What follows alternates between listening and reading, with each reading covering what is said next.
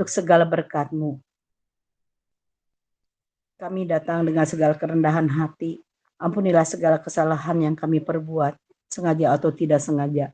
Sebentar kami akan belajar firman-Mu yang akan disampaikan oleh Bapak Yobuguan. Kami mohon campur tangan Tuhan dalam mendengarkan firman-Mu, agar persekutuan ini dapat berjalan hanya seturut dengan kehendak-Mu saja. Kuasai hati dan pikiran kami ini, agar kami layak mendengarkan firman-Mu. Dalam nama Tuhan Yesus kami berdoa. Amin. Amin.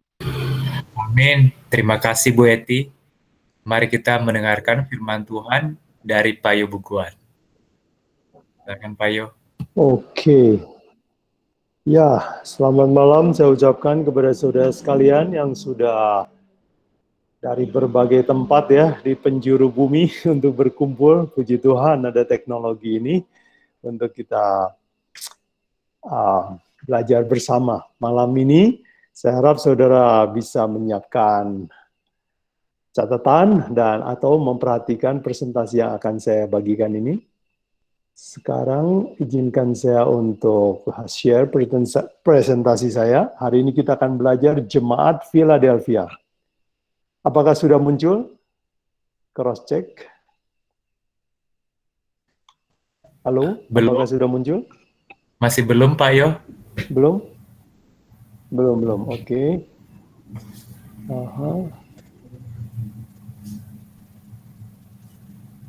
Belum ya. Nah, sebentar. Share. Apakah sudah muncul? Belum, Pak. Belum juga. Oke. Muncul ini? Ah iya. Sudah muncul ya? Sudah. Oke. Baik. Terima kasih, saya senang saudara masih setia untuk ikut pelajaran Kitab Wahyu. Hari ini kita akan belajar Jemaat Philadelphia, yaitu Jemaat ke-6 ya. Dan saudara siapkan catatan, mungkin kalau ada pertanyaan atau tambahan atau diskusi, kita akan ambil waktu lebih banyak untuk diskusi. Saya akan gunakan waktu tidak lebih dari setengah jam ya. Baik, ini adalah surat kepada Philadelphia ya, ada 7 ayat. Jadi inilah kata-katanya, tapi kita tidak akan baca semua. Baik, ringkasan atau kerangka dari pembicaraan saya terdiri dari 3 bagian, yaitu periode Philadelphia ini periode apa, kemudian bahaya apa yang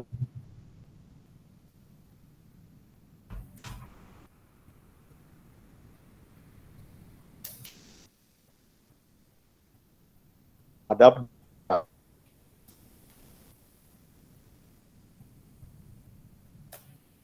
Nah, dan kita sudah belajar bahwa ini bukan gereja dalam arti hurufiah, tetapi adalah sebuah kode zaman. Nah, zaman Philadelphia ini zaman apa?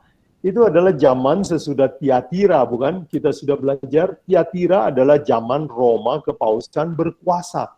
Jadi kalau begitu, Philadelphia haruslah sesudah 1798, bukan? Yaitu Roma kepausan jatuh. Ya, dan pada waktu itu Alkitab dirantai sehingga terjadi kekeringan 1260 tahun kekeringan rohani ya. Kemudian Philadelphia juga terjadi sesudah Sardis, bukan? Atau minggu lalu kita sudah belajar itu adalah reformasi Protestan, di mana gereja itu sebenarnya sudah hampir mati, tetapi Tuhan memunculkan beberapa orang reformator. Jadi gerejanya hidup lagi. Yang kedua, kita bisa tahu Philadelphia ini dari periode apa, itu dari kata kunci yang di dalam kitab surat kepada Philadelphia itu sendiri. Misalnya kita baca yang pertama, kata kuncinya adalah di dalam ayat 8, dikatakan, aku tahu segala pekerjaanmu, lihatlah aku membuka pintu bagimu. Jadi kata kunci pertama adalah Yesus membuka pintu. Kata kunci kedua terdapat di dalam Wahyu 3:10 dikatakan, engkau tekun menantikan aku. Yang ketiga adalah dalam ayat ke-10, dikatakan hari pencobaan yang akan datang mencobai seluruh dunia, hari pencobaan. Dan yang keempat, aku tahu kekuatanmu tak seberapa, di dalam ayat yang ke-8. Nah, saudara sekalian, mari kita belajar ciri-ciri dari kode yang diberikan di Philadelphia ini. Mari kita lihat ciri pertama, yaitu Yesus membuka pintu. Ya, kita baca Wahyu 3:8 dikatakan, aku tahu segala pekerjaanmu, lihatlah, aku telah membuka pintu bagimu yang tidak dapat ditutup oleh seorang. Nah, pertanyaannya saudara sekalian, ini pintu apa? Waktu Yesus naik ke surga tahun 31, dan setelah tahun 31 Masehi, Yesus sudah berada di surga. Jadi kalau begitu, kita tahu bahwa pintu ini adalah pintu di atas di surga, bukan pintu yang di dunia ini. Oke. Dan kodenya, petunjuknya diberikan juga di ayat 12, di penutup kepada surat kepada Philadelphia, dikatakan, barang siapa menang, ia akan kujadikan soko guru di bait suci Allahku. Dia akan kujadikan pilar, saya jadikan tiang soko guru di dalam bait suci di surga. Jadi kalau begitu, pintu apa yang Yesus bicarakan? Yesus bilang, saya akan membuka sebuah pintu di surga. Nah, saudara sekalian, untuk menyingkat waktu, saya tidak mengulang lagi pelajaran waktu kita belajar Daniel 7 dan Daniel 8. Apa yang dimaksud kalau Yesus membuka pintu di surga? Atau membuka pintu maha suci di surga? Itu adalah hari Grafirat atau hari pendamaian dosa. Sudah tahu bahwa Yesus dilambangkan sebagai imam oleh imam besar waktu dia di dunia. Waktu imam bekerja di bait suci di dunia. Dan setahun sekali imam besar masuk ke bilik maha suci. Tugasnya untuk apa? Untuk membersihkan dosa umatnya yang minta ampun terus-menerus, tetapi catatannya kan masih tercatat di surga. Jadi itu sebabnya dosa itu harus dihapuskan sebelum Yesus datang menjemput kita. Jadi, dan itu kita sudah belajar di Daniel 7, Daniel 8 itu terjadi pada tahun 1844. Jadi kalau begitu, di dalam Wahyu 3:8, Yesus bilang, aku akan membuka sebuah pintu yang tidak bisa ditutup oleh orang lain. Itu adalah pintu bilik maha suci di surga. Dan pekerjaan Yesus adalah mulai penghapusan dosa. Dan itu artinya Yesus akan datang segera. Nah, saudara sekalian, ada ciri yang kedua, pintu apa yang dimaksud oleh Yesus? Itu tadi pintu di surga dibuka. Di dalam Kolose 4 ayat 3, Paulus berkata, berdoalah supaya Tuhan membukakan pintu kesempatan penginjilan. Jadi, Paulus selalu meminta Tuhan buka pintu penginjilan. Nah, di dalam Wahyu 3:8 dikatakan Yesus membuka pintu. Apa yang dimaksud? Itu juga berarti pintu kesempatan penginjilan. Dan kalau nanti kita belajar di dalam Wahyu 12, Wahyu 13, kita akan tahu bahwa Tuhan terus bekerja membuka pintu supaya Injil itu bisa pergi ke seluruh dunia. Nah, saya ingin bagikan ada 3 pintu penginjilan yang Tuhan buka pada zaman Philadelphia ini. Yang pertama adalah tanah benua Amerika, tempat pelarian kaum Protestan. Itu adalah pintu kesempatan Injil. Yang kedua, berdirinya negara Amerika Serikat untuk melindungi kebebasan beragama, melindungi agama Kristen khususnya. Itu adalah pintu kesempatan Injil. Dan di Amerika Serikat kebetulan berbagai bangsa ada di situ. Jadi kalau Injil disebarkan di Amerika, otomatis lebih cepat tersebar ke seluruh dunia, bukan? Dan yang ketiga, pintu kesempatan Injil adalah penyebaran dan penerjemahan Alkitab. Mari saya uraikan pada periode Philadelphia ini, pintu kesempatan penginjilan yang Tuhan buka. Satu, yaitu tanah Amerika menyelamatkan Protestan. Mari kita baca Wahyu 12 ayat 16 dikatakan, tetapi bumi datang menolong perempuan itu. Ia membuka mulutnya dan menelan sungai yang diseburkan naga itu dari mulutnya. Nah, saudara sekalian, bumi datang menolong perempuan. Itu adalah kode semua ya. Perempuan kita sudah belajar, itu artinya gereja. Jadi bumi datang menolong gereja. Sekarang pertanyaannya, bumi ini melambangkan apa? Di dalam Wahyu diberikan kode, ya, arti dari kode. Air, ya, misalnya di dalam Wahyu 17 ayat 15 dikatakan, semua air yang kau lihat adalah bangsa-bangsa dan rakyat banyak dan kaum dan bahasa. Jadi kalau tempat yang banyak penduduknya disebut air. Tapi kalau penduduknya sedikit disebut bumi atau darat kering. Jadi bumi datang menolong perempuan artinya sebuah tempat yang sedikit penduduknya menolong gereja yang dikejar-kejar di Eropa. Saudara tahu jawabannya apa? Saudara tahu jawabannya bukan? Benua mana yang menjadi tempat pelarian dan persembunyian orang Kristen yang dianiaya di Eropa? Itu adalah benua Amerika Serikat.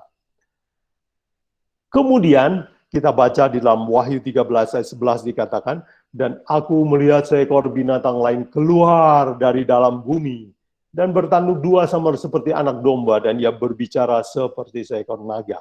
Nah, saudara sekalian, bumi atau benua Amerika yang tadi menjadi tempat pelarian orang Protestan, sekarang keluar seekor binatang, ya, dan bentuknya seperti anak domba.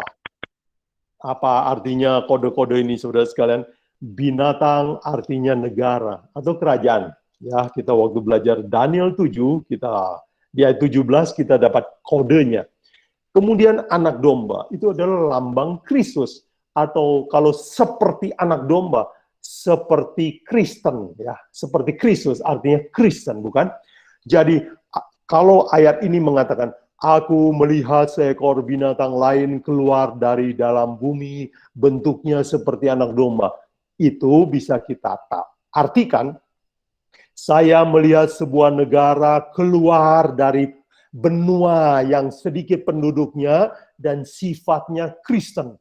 Saudara sekalian, ini tidak akan kita pelajari terlalu detail, tetapi suatu hari, kalau kita sampai ke Wahyu 13, kita akan belajar bahwa negara yang dinubuatkan di dalam kitab Wahyu adalah negara Amerika Serikat. Munculnya Amerika Serikat adalah sekitar tahun di mana kepausan jatuh. 4 Juli 1776. Dan negara ini memberi kebebasan kepada semua agama, termasuk agama Kristen. Dengan demikian, Tuhan telah menyelamatkan Protestan. Tuhan telah membuka pintu penginjilan, sehingga misionaris-misionaris bisa dikirim ke seluruh dunia dari Amerika Serikat. Kemudian pintu apa yang Tuhan buka, yaitu Alkitab beredar dengan bebas, terjemahkan ke berbagai bahasa. Nubuatan bahwa Alkitab akan bebas dicetak terdapat di dalam Wahyu 11 ayat 12. Dan orang itu mendengar suatu suara yang nyaring dari surga berkata kepada mereka, naiklah kemari. Lalu naiklah mereka ke langit, diselubungi oleh awan, disaksikan oleh musuh-musuh mereka. Nah, saudara sekalian, ini adalah pelajaran nanti di Wahyu 11 tentang nasib Alkitab. Tetapi sekarang, untuk mudah, saya akan memberi kodenya kepada saudara bahwa yang dimaksud mereka, yaitu dua saksi Allah di dalam ayat sebelumnya. Dua saksi Allah adalah perjanjian lama dan perjanjian baru. Dan itu adalah Alkitab. Naik ke langit, apa artinya? Artinya bangkit, beredar di seluruh dunia. Jadi Alkitab meramalkan bahwa suatu hari setelah Roma Kepausan jatuh, Alkitab akan naik ke langit, menyebar ke seluruh dunia. Dan pada periode Philadelphia inilah terbentuklah British Bible Society, American Bible Society, dan berbagai Bible Society berdiri di seluruh dunia. Dan di Indonesia kita kebagian mempunyai sebuah lembaga namanya Lembaga Alkitab Indonesia. Jadi saudara sekalian, sejak 1798, sejak kejatuhan Kepausan, masuk ke periode Philadelphia, Alkitab itu sudah tidak bisa dibakar lagi, tidak bisa dibendung lagi. Pencetakannya terus-menerus 24 jam, penerjemahannya tidak pernah ada saingannya di dunia ini. Semua bahasa di dunia ini telah mempunyai terjemahannya dalam bahasa mereka sendiri. Jadi saudara sekalian, inilah 3 pintu yang Yesus bilang, saya buka pintu dan tidak ada yang bisa tutup lagi ini. Ciri yang ketiga dari Philadelphia, kalau saudara baca di Wahyu 3:10 dikatakan, karena engkau menuruti firmanku untuk tekun menantikan aku. Nah, tekun menantikan kedatangan Yesus adalah ciri dari Philadelphia. Kalau begitu, kita dalam sejarah kan belajar, ada namanya William Miller Movement, disebut Millerite Movement. Itu adalah sebuah kebangunan besar kerohanian di Amerika Serikat, di mana berjuta-juta orang rindu mau tunggu Yesus datang, karena mereka salah menafsirkan makna di Alkitab. Pelajarannya betul, cuman peristiwanya salah tafsir. Itulah yang disebut Millerite Movement. Itu heboh sekitar tahun 1800-an sampai 1844. Semua orang menanti Yesus datang. Tema Yesus datang ada di gereja, ada di rumah, dicetak di koran, heboh di mana-mana. Dan zaman ini cocok untuk menjadi ciri Philadelphia. Dan ciri yang keempat, kita baca ciri keempat dari jemaat masa Philadelphia ini adalah baca di Wahyu 3:8. Aku tahu segala pekerjaanmu, lihatlah aku telah membuka pintu bagimu yang tidak dapat ditutup oleh seorang pun. Lalu Yesus melanjutkan dikatakan, aku tahu bahwa kekuatanmu tidak seberapa, namun engkau menuruti firmanku dan tidak menyangkal namaku. Perhatikan kata ini, kekuatanmu tidak seberapa. Nah, saudara sekalian, apa artinya kekuatanmu tidak seberapa? Itu artinya orang awam. Mari kita lihat penafsiran ini kita bisa hubungkan dengan tulisan Rasul Paulus di dalam 1 Korintus 1 ayat 26 dan 27. Dia tulis, ingat saja saudara-saudara, bagaimana keadaan kamu ketika kamu dipanggil. Menurut ukuran manusia, tidak banyak orang bijak. Tetapi tidak banyak orang yang berpengaruh, tidak banyak orang yang terpandang.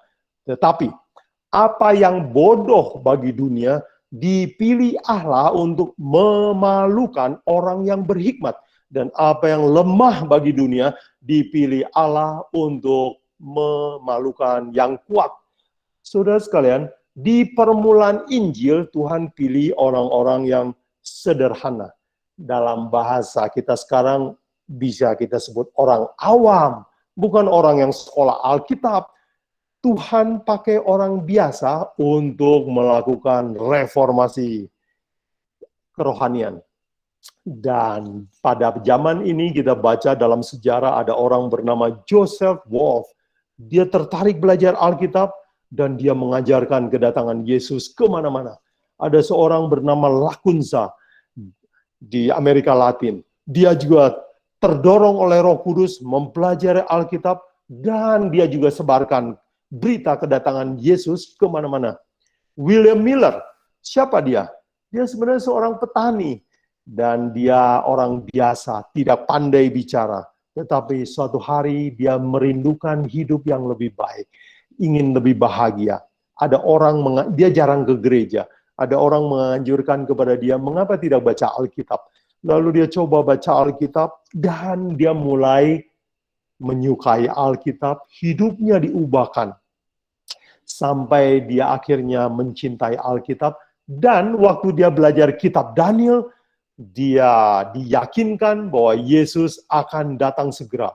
Lalu orang mengundang dia untuk mengajar. Akhirnya terjadi kebangunan besar di seluruh Amerika. Semua orang tertarik mendengar Yesus akan datang. Siapakah yang membuat seluruh Amerika geger? Apakah dia seorang sarjana teologi? Bukan, seorang petani. Jadi kalau saudara lihat bahwa orang awam di mana-mana Tuhan pakai untuk memberitakan Injil. Ingatlah, sejarah dulu sudah pernah terjadi. Dan ingatlah, itu artinya Yesus segera akan datang. Jadi, ciri keempat dari zaman Philadelphia adalah munculnya orang-orang awam dalam memberitakan Injil. Nah, saudara sekalian, ciri yang satu lagi ya, berarti kelima ya, yaitu mengalami kekecewaan.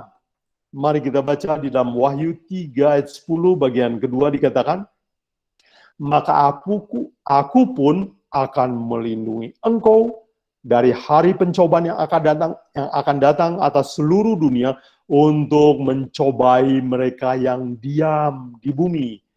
Dikatakan akan terjadi sebuah pencobaan yang besar, mencobai semua manusia di bumi.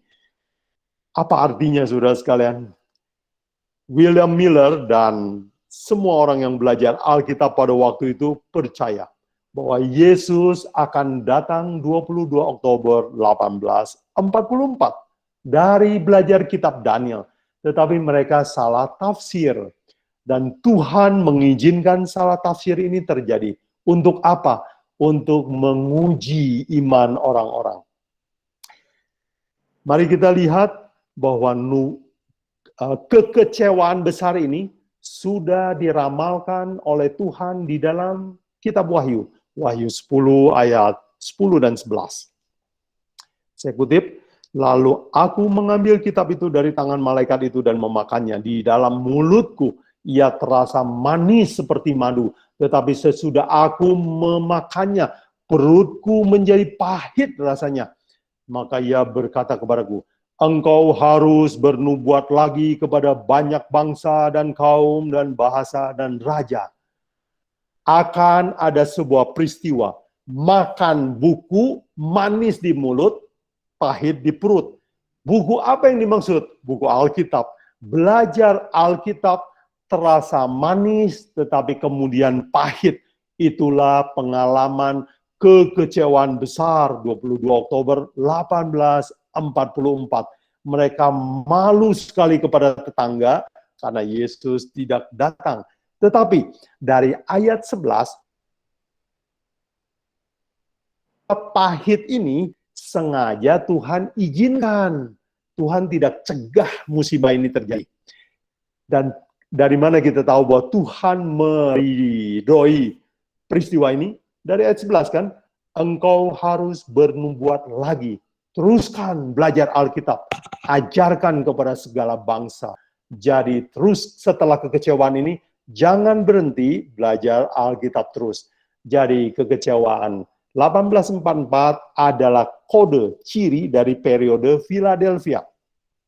Mari saudara sekalian kita simpulkan bagian pertama, yaitu periode Philadelphia ini periode apa? Yaitu 1798 sampai 1844, yaitu antara kejatuhan Roma kepausan dan masa reformasi Protestan sampai kebangunan rohani dan kekecewaan besar orang Kristen. Dan ditandai dengan 4 ciri yang sudah kita belajar tadi, yaitu Yesus memulai penghakiman di surga, Yesus membuka pintu Injil, dan terjadi kebangunan rohani oleh orang biasa, dan mereka mengalami sebuah kekecewaan besar. Ini adalah ciri dari Philadelphia. Nah, saudara sekalian, sekarang kita mau belajar bahaya apa yang dicatat di jemaat Philadelphia ini di periode ini. Yaitu yang pertama adalah kata jemaat iblis. Dalam King James Version dikatakan synagogue of Satan. Mari kita baca Wahyu 3:9. Lihatlah beberapa orang dari jemaah iblis atau synagogue of Satan, yaitu mereka yang menyebut dirinya Yahudi tetapi sebenarnya tidaklah demikian. Nah, saudara sekalian, bahaya pertama atau gejala negatif yang muncul pada zaman 1798 sampai 1844 adalah jemaah iblis. Kenapa gereja atau sinagog, tempat berbakti atau gereja kumpulan orang percaya, kenapa disebut iblis ya, gereja setan? Nah, saudara sekalian, saya coba teringat akan sebuah ayat di Alkitab di mana Petrus disebut setan disebut iblis oleh Yesus. Mari kita lihat dalam Matius 16 ayat 22 dan 23. Tetapi Petrus menarik Yesus ke samping dan menegur dia, katanya, Tuhan, kiranya Allah menjauhkan hal itu. Hal itu sekali-sekali takkan menimpa engkau. Mengapa Petrus menegur Yesus? Karena Yesus mengatakan bahwa anak manusia harus mati di kayu salib. Tetapi Petrus tidak suka mendengar pelajaran atau keterangan bahwa Yesus yang dia kagumi itu harus mati. Jadi dia bilang, enggak, engkau tidak akan mati.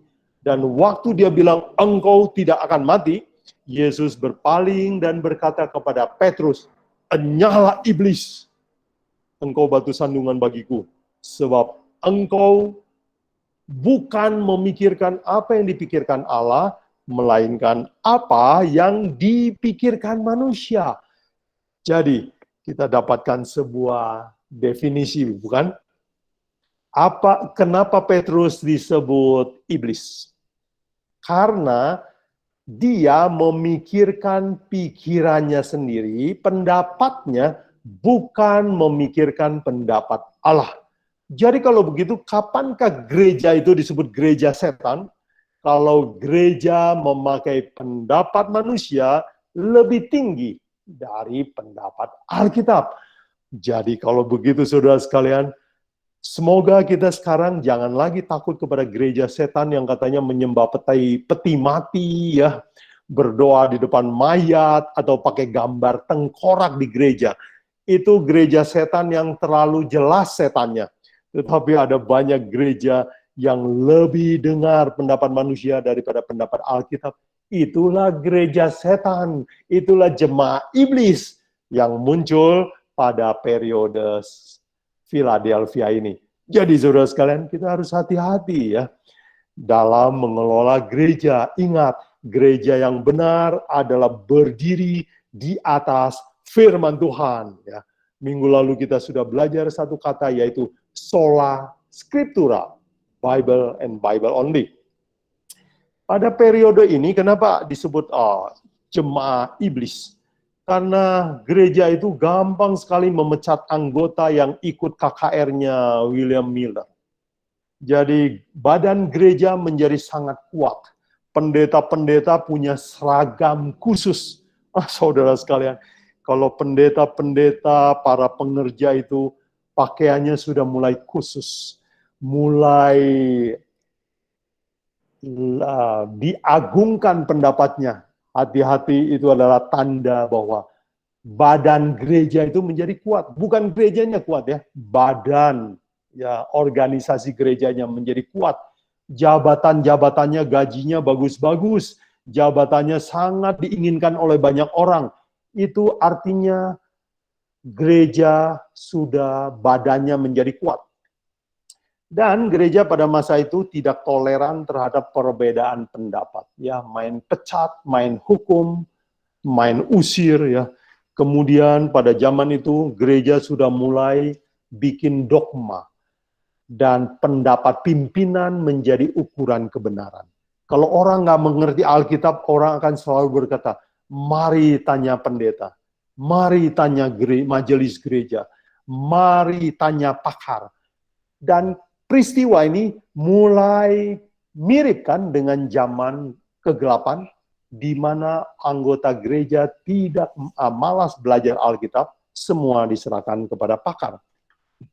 Dan pada zaman ini karena banyak pemecatan, aniaya itu terjadi dari dalam gereja. Jadi kekecewaan itu terjadi dari dalam. Nah, saudara sekalian, inilah dua bahaya dari zaman periode ini, yaitu satu, gereja berubah menjadi alat iblis. Yang kedua, akan ada aniaya dari saudara sendiri, dari dalam.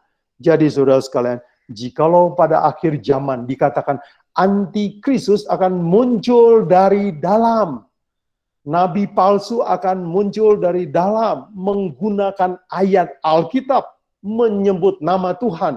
Janganlah kita heran, karena sepanjang zaman sejarah gereja pun sudah pernah terjadi bahwa aniaya, penghinaan, kekecewaan itu datang dari saudara sendiri. Nah, bagian ketiga, saudara sekalian, kita mau ambil aplikasi ya.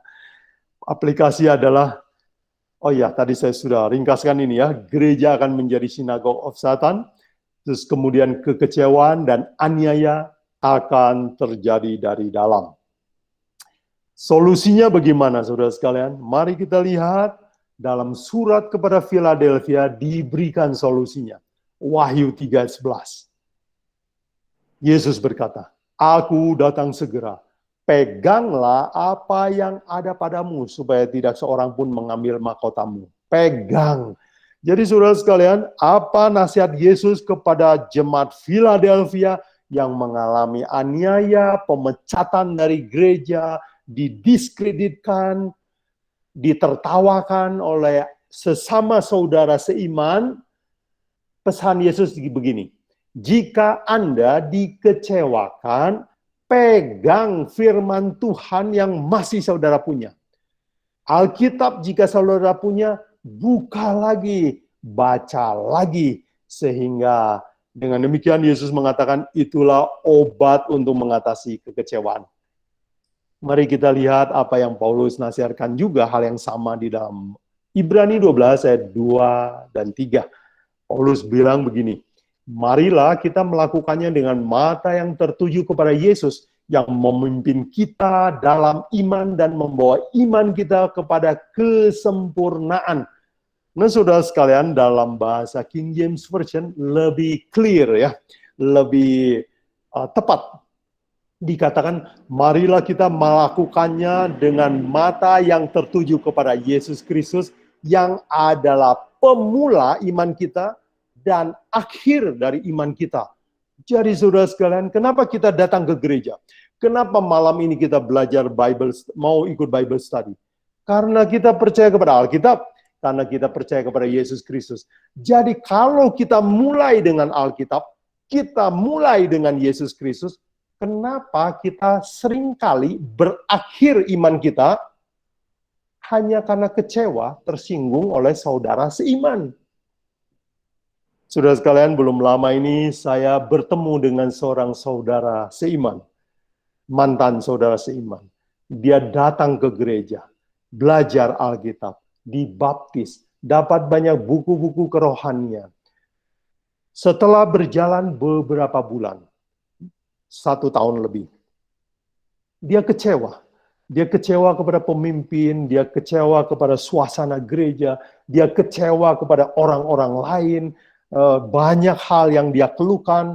Lalu suatu hari dia mengambil keputusan untuk saya nggak mau lagi ke gereja. Sebab di gereja banyak orang munafik. Saudara sekalian, kita perlu hati-hati kalau mengatakan bahwa di gereja banyak orang munafik. Itu artinya semua orang munafik kecuali saya tidak ya. Dan itu berbahaya sekali. Saudara sekalian, kita semua orang berdosa. Di gereja banyak sekali orang berdosa. Nah, lalu waktu saya ngomong-ngomong sama dia, apa yang dia lakukan? Dia katakan, Bu Guan, saya mau kembalikan buku-buku Advent ini. Sudah saya sampaikan kepada seorang teman saya. Dia katakan, saya sudah titipkan buku-buku Advent dan saya mau berhenti jadi orang Kristen. Saya bilang, kenapa? Saya sudah memutuskan untuk berhenti, saya tidak suka situasi gereja.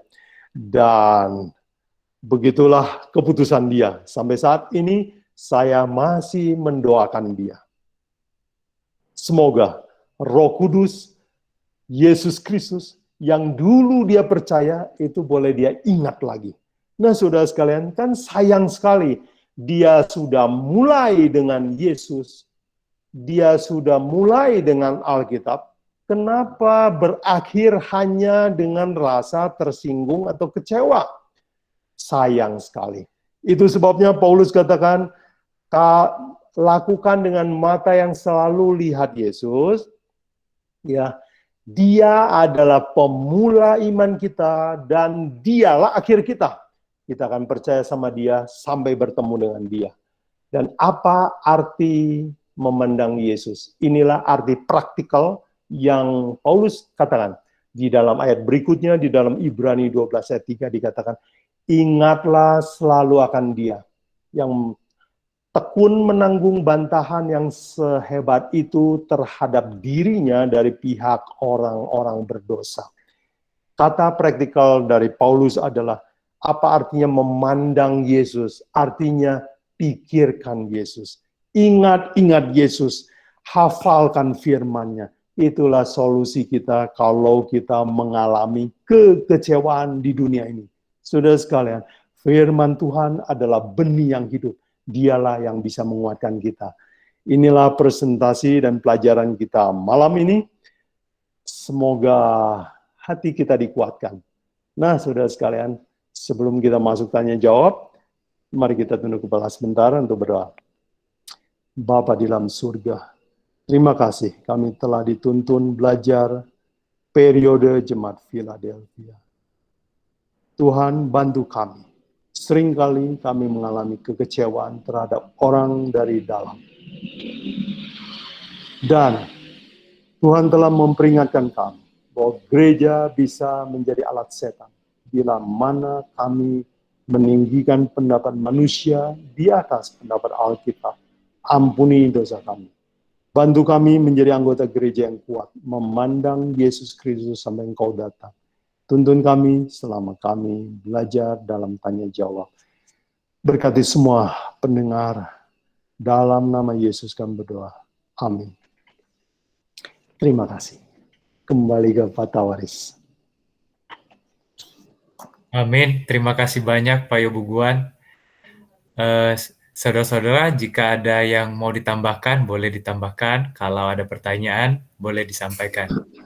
Saya mau bertanya Pak Buguan. Ya, silakan. Halo, malam. Silakan Pak Jono. Malam semuanya. Saya heran mungkin ya, di gereja Advent ini kok banyak orang yang gampang tersinggungan gitu loh. Atau mungkin juga memang orang-orangnya juga suka menyinggung. Gampang tersinggung, orang-orangnya suka menyinggung. Kalau saya lihat, ya nggak tahu, saya di gereja, selama saya ikut gereja lain sih nggak ada yang tersinggung begitu, terus keluar gitu ya. Apalagi seperti yang tadi sampaikan Pak Buguan. Nah, terus dan kita harus selalu melihat Kristus, melihat Kristus. Memang sih, tetapi juga kan kalau apalagi orang-orang baru masuk ke dalam gereja terus dibiarkan, nggak diramahi begitu ya. Ya artinya ya pasti nggak nyaman di situ. Itu letaknya kenapa ya? Apa memang karena budaya orang-orang yang masuk di Advent, budaya, atau memang ya itulah pengajarannya harus selalu lihat Kristus, jadi nggak pernah lihat kiri kanan. Maaf, bukan menghakimi, tetapi ini banyak sekali yang keluar masuk di gereja kita, yang udah baik masuk terus tiba-tiba tersinggung keluar, masuk keluar. Apa memang ya sering kali terjadi di gereja kita. Apa kita yang salah ini, gereja kita ada hal yang salah karena apa namanya tata krama kita atau pola gereja kita. Mungkin perlu pencerahan ini. Makasih. Makasih Pak Karjono. Pertanyaan yang bagus. Baik, saya coba jawab ya Pak Karjono. Saya ingin berikan dua jawaban. Dua kemungkinan yang saya terpikir sekarang. Nomor satu, kenapa di gereja? Ya, saya Mohon pengertian saudara sekalian, ini pesertanya sebagian orang Advent, sebagian orang bukan Advent. Tetapi saudara sekalian, kita lagi belajar Alkitab ya, kita tidak membicarakan tentang gereja. Tetapi kebetulan Pak Karjono menggunakan sampel gereja Advent. Dan saudara tahu bahwa di gereja Advent itu pelajaran Alkitabnya lengkap ya. Dari Kejadian sampai Wahyu saudara bisa menemukan pelajaran di sana. Dan karena pelajarannya lengkap, dugaan saya orang kalau bergabung dengan gereja ini dia punya ekspektasi tinggi. Harapan tinggi ya. Kalau saya memberi barang yang mahal, ya contohnya saya membeli barang ya, katakanlah sepeda yang harga, jangan sepeda ya. Kalau saya memberi barang mahal, saya mengharapkan mutu yang bagus, bukan? Kalau saya sudah keluar uang banyak, harganya di atas pasaran, tapi barangnya biasa-biasa, saya akan kecewa. Nah, jadi jawaban saya yang pertama adalah, kenapa banyak orang kecewa dalam gereja ini? Karena ekspektasinya tinggi. Ya, kan dalam manajemen didefinisikan begini. Apa yang disebut kekecewaan? Yaitu kenyataan dibagi ekspektasi kan. Jadi kalau kenyataannya rendah, ekspektasinya tinggi, kan angkanya jadi kecil, kecewa ya. Kalau orang nggak ada ekspektasi, nggak ada harapan, nggak mengharapkan apa-apa, nggak pernah kecewa. Nah, dugaan saya nomor satu adalah karena gereja ini adalah gereja bagus. Gereja ini mengajarkan banyak sekali hal yang bagus, mulai dari kesehatan, rumah tangga, dari Kejadian sampai Wahyu, nubuatan, ya bisa banyak pelajaran dan juga menyangkut berbagai aspek, bukan hanya soal surga tetapi juga aspek hidup di dunia. Jadi tentu saja orang yang melihat, wow ini kebenaran bagus sekali, orangnya pasti bagus-bagus dong. Nah waktu dia hadir di gereja barangkali dia ketemu kebetulan yang kurang ya, seperti yang dia harapkan. Jadi dia kaget, kenapa pelajarannya bagus, orangnya nggak bagus? Dugaan saya yang pertama. Ya, nanti saudara yang lain boleh tambahkan. Saya punya jawaban yang kedua, yaitu kemungkinan di dalam gereja, bukan kemungkinan, sudah pasti bahwa di dalam gereja selalu terdapat orang yang belum bertobat. Ya, belum mengalami pertobatan sebenarnya. Dia baru bertobat pikirannya. Dia baru setuju dengan ajaran gereja, tapi hatinya belum diubahkan. Mulutnya belum diubahkan, ya, matanya belum diubahkan, minatnya belum diubahkan. Jadi dengan demikian, ya saya cuma punya dua jawaban Pak Karjono. Satu, karena ekspektasi orang tinggi terhadap gereja ini. Yang kedua, banyak anggotanya yang belum bertobat. Dan itu adalah tugas kita bersama, ya, bahwa anggota gereja harus mengalami pertobatan. Baik, sabar-sabar ya saudara sekalian sama orang yang belum bertobat. Dan ingat, orang yang belum bertobat itu sebenarnya jangan pernah menghentikan langkah kita untuk sampai kepada Kristus, kan? Ya, sayang sekali ya kalau kita dijegal oleh hanya orang-orang biasa. Manusia yang tidak, artinya tidak manusia yang fana ya. Kenapa kita harus mengandalkan mereka? Pak Karjono, saya cuma terpikir dua hal kemungkinan yang saya pikirkan sekarang. Terima kasih Pak Karjono, atau ada yang mau tambahkan, silakan. Terima kasih Pak Bukuan. Memang sangat disayangkan kalau menurut pandangan saya, satu gereja yang gereja kebenaran gitu loh. Kan kalau gereja kebenaran itu harusnya benar ya. Harusnya bagus. Jadi benar, harus lebih bagus gitu. Oke, makasih. Makasih. Mungkin ada Bang dari saya Bang. Pak Harmono. Tambahkan. Saya baca di buku Alfa dan Omega jilid 1 tentang bangsa Israel yang keluar dari Mesir. Ada satu, tadi pertanyaan Pak Kajono ini sebenarnya teralami oleh sebagian besar keluarga saya. Pak Jubun tadi pernah singgung bahwa organisasi kita kadang-kadang mengeluarkan atau mendisiplin orang oleh karena bukan karena kesalahan yang besar, tapi oleh karena mungkin tidak bermarga atau tidak ada perkataan-perkataan begitu sehingga bikin membuat kecewa. Pada saat kita baca di dalam buku Alba Omega bahwa bangsa Israel keluar itu ada bangsa campuran yang dimana saya baca nih, yang dimana bangsa campuran inilah yang akan merusak moral bangsa Israel di dalam perjalanan menuju Kanaan. Saya baca itu salah satunya. Ya, saya baca itu dan kemudian memang benar ada Korah yang bahasa campuran yang memberontak, kemudian banyak yang dibunuh pada saat mereka masuk ke tanah Kanaan di tengah perjalanan oleh karena selalu memberontak, dan itu merusak moral bangsa Israel yang sesungguhnya. Itu yang saya baca. Mungkin itu kan kita tahu bahwa Advent itu nubuatannya adalah Laodikia kalau nggak salah kan, suam-suam kuku. Nah itu yang pertama. Yang kedua begini, tadi pertanyaan bagus banget karena ini pengalaman pribadi ya di keluarga besar saya di ini, karena kakak saya sendiri ada 4 ya, 4 kakak saya, adik Pak saya. Harmono, sorry saya yang cerita personal disimpan aja karena ini direkam. Oke, thank you, sorry. Jadi oke, terima kasih. Jadi pertanyaan Pak Rigono, kemungkinan juga mengapa kita banyak orang Advent yang kecewa keluar, itu sudah saya pernah khotbah tentang pendidikan. Kalau nggak salah, hampir 50% dari orang Advent yang ada di Indonesia udah mereka keluar dari Advent.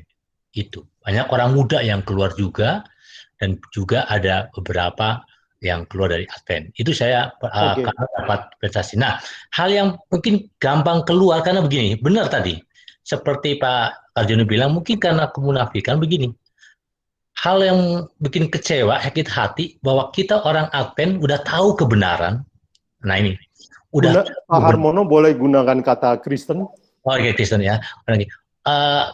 Kita udah tahu kebenaran, tapi kok bisa melakukan hal-hal yang duniawi di gereja.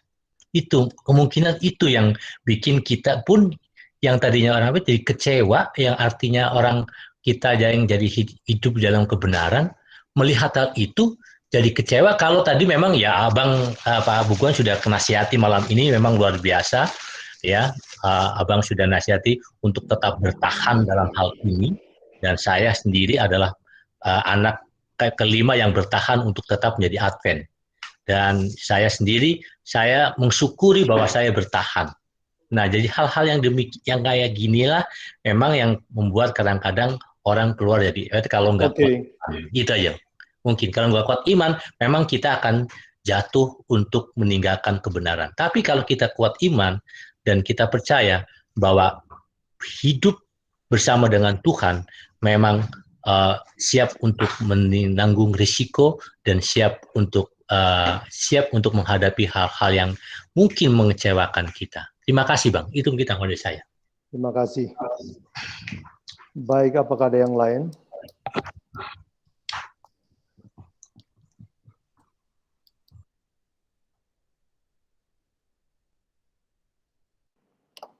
Malam Bu Gon.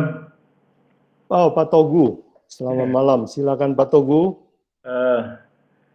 Saya tadi mendengar kalau Philadelphia ini kan ciri-cirinya jemaat yang setia, yang mematuhi firman Kristus, tidak menyangkal Dia, dan seterusnya. Cuman ini saya kurang paham nih yang di ayat 7 nih, Pak. Bukan yang tentang kunci Daud. Kunci Daud, ya. Itu pemahamannya apa? Itu pertama. Yang kedua, tentang jemaat iblis.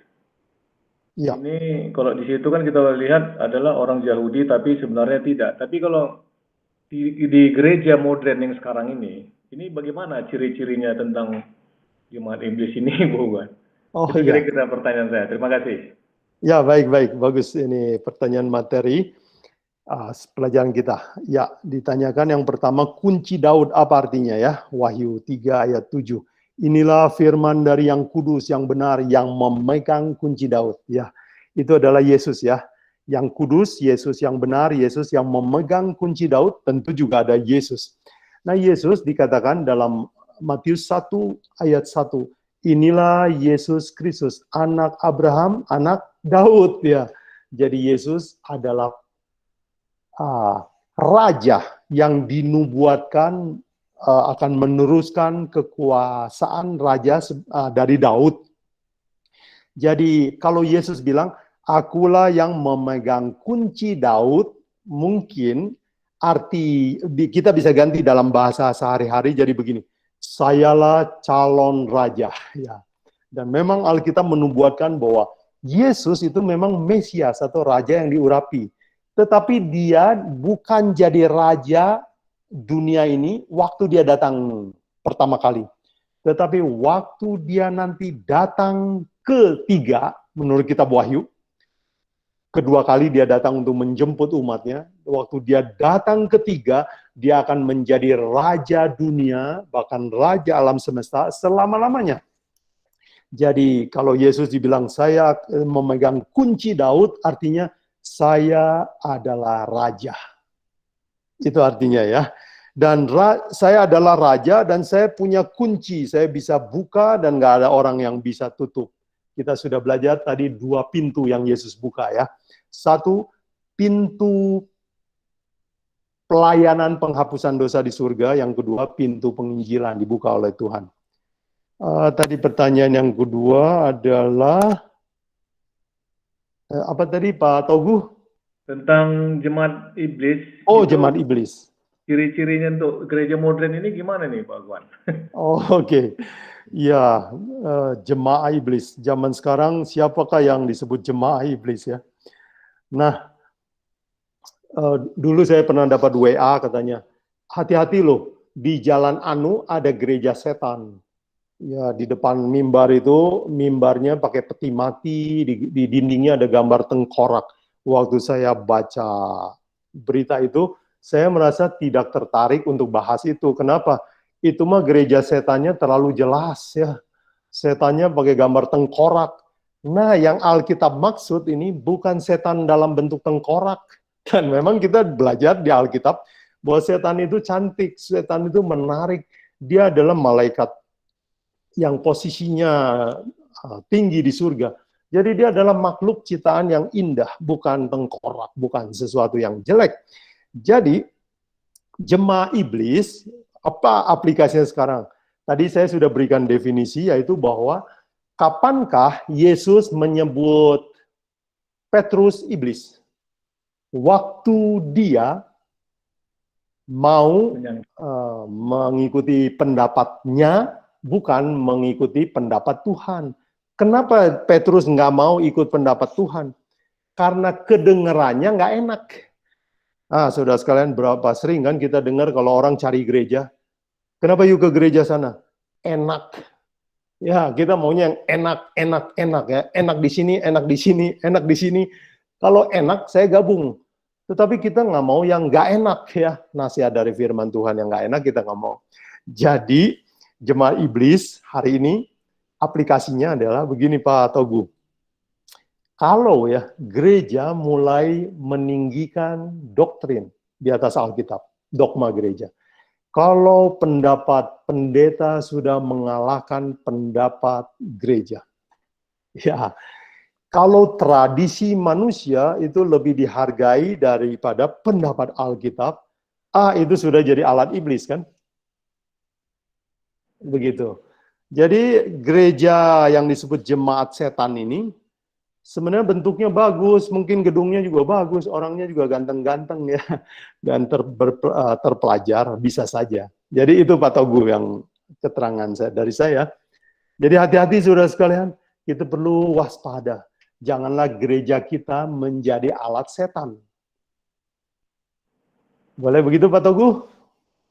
Cuman tambah Pak Buguan. Ya. Itu kan sekarang kan sepertinya kan kita lebih mematuhi tentang dari pendapat dari bapak-bapak gereja yang terdahulu. Makanya ada pendapat Arianisme apa termasuk bukan dengan firman Tuhan yang dipedomani atau back to Bible ya. Tapi sekarang lebih banyak pendapat tentang para bapak-bapak gereja yang terdahulu. Itu apakah termasuk pemahaman tentang jemaat-jemaat iblis ini juga ini, Bu Guan? Oh iya, bagus Pak Teguh. Ya termasuk ya. Bila mana kita mengutip tulisan di luar Alkitab melebihi pendapat Alkitab, itu kita sedang mengikuti jejak-jejak zaman kegelapan dulu. Ya. Sekarang orang-orang bahkan ya, maaf kata, dalam sekolah-sekolah Alkitab pun orang cenderung mengandalkan buku-buku yang tebal dari para profesor tertentu dijadikan standar. Dan pelajaran Alkitab yang sederhana ini nggak dipelajari dari ayat ke ayat dengan rendah hati. Jadi orang merasa kalau S1, S2, S3 itu bacaan di luar Alkitab mesti banyak sekali, lebih banyak dari baca Alkitab, baru namanya S3. Ada kesan seperti itu ya. Jadi kalau orang kutip-kutip ayat-ayat aja itu kurang canggih ya, kurang tinggi education-nya. Dan kita perlu hati-hati bahwa mengutip pendapat bapak-bapak gereja, para profesor, ahli-ahli teologi melebihi pendapat Alkitab, kita sedang menuju jalan yang berbahaya. Ya belum tentu jadi jemaat iblis, tapi bisa jadi.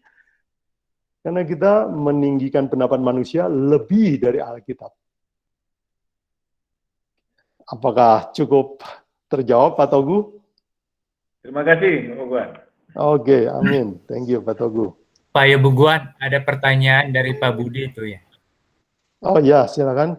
Saya baca ya. Boleh tolong ya. Tadi disampaikan bahwa penyebaran Alkitab sekarang sudah ada di seluruh dunia. Coba Pak Ibu Guan baca sendiri ya. Oh, oke. Tadi disampaikan bahwa penyebaran Alkitab sekarang sudah ada di seluruh dunia, sedangkan pada setiap negara terdapat bahasa yang berbeda.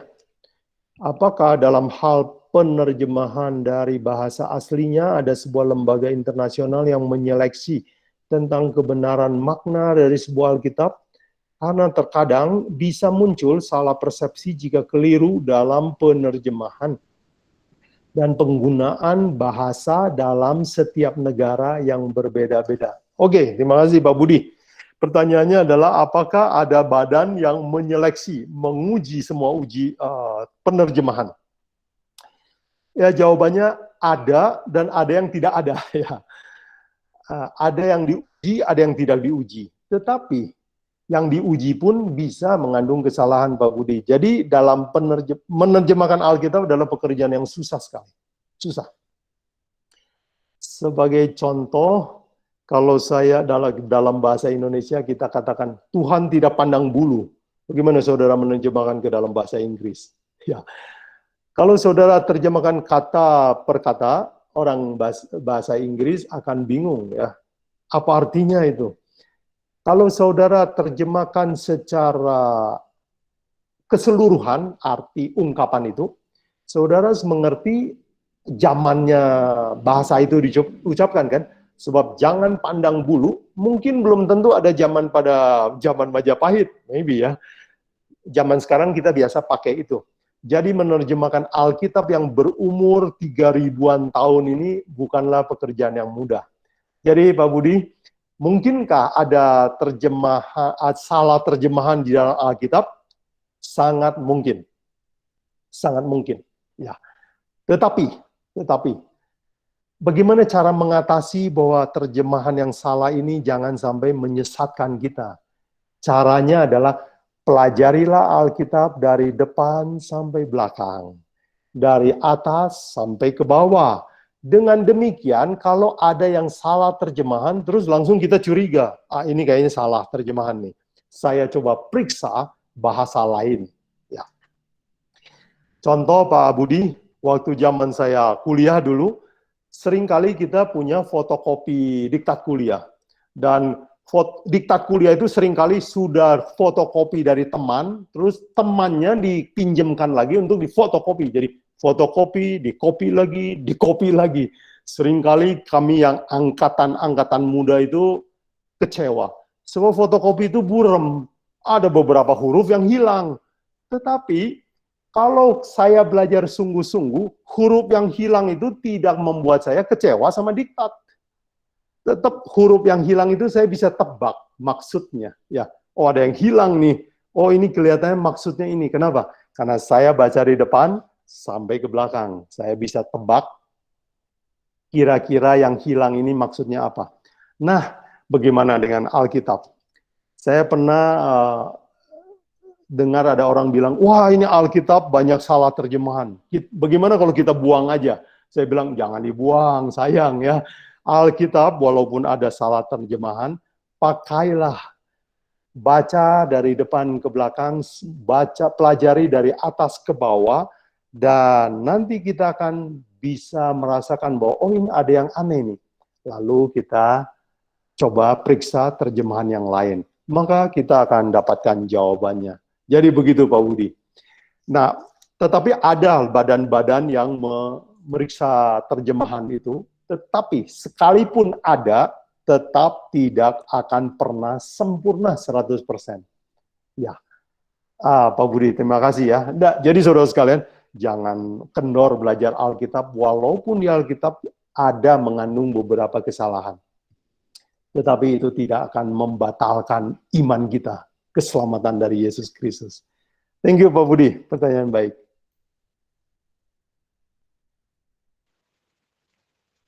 Bertanya sedikit.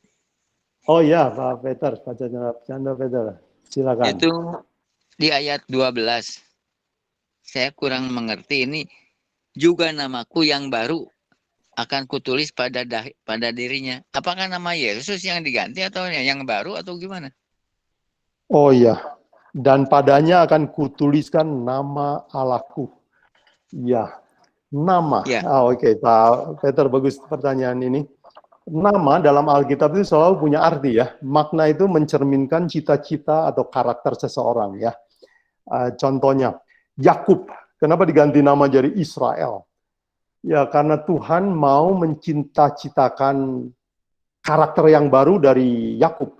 Begitu Yakub bertobat dan dia menang melawan dirinya sendiri, Tuhan bilang, kamu saya ganti nama jadi Israel, betul? Ya, artinya yang menang atau jadi pemenang. Jadi nama itu adalah karakter ya dalam Alkitab. Jadi kalau orang masuk surga akan diberikan nama Allah, itu artinya dia akan mempunyai karakter seperti Yesus. Ya, seperti Allah. Jadi, teman-teman semua ini perhatikan baik-baik ya. Banyak orang bilang, masuk surga syaratnya apa? Asal percaya, asal sebut nama Yesus dengan mulut, terus selesai. Kita dapat surga. Bukan. Surga itu harus kita dapat, begitu kita percaya kepada Kristus, kita bertobat dan tabiat Yesus kita pelajari setiap hari. Supaya apa? Latihan masuk surga.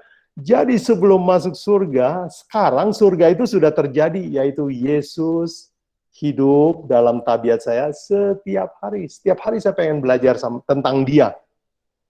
Jadi nanti kalau kita masuk surga, makanya ayat ini bilang, akan kuberikan nama Allahku. Ya, begitu.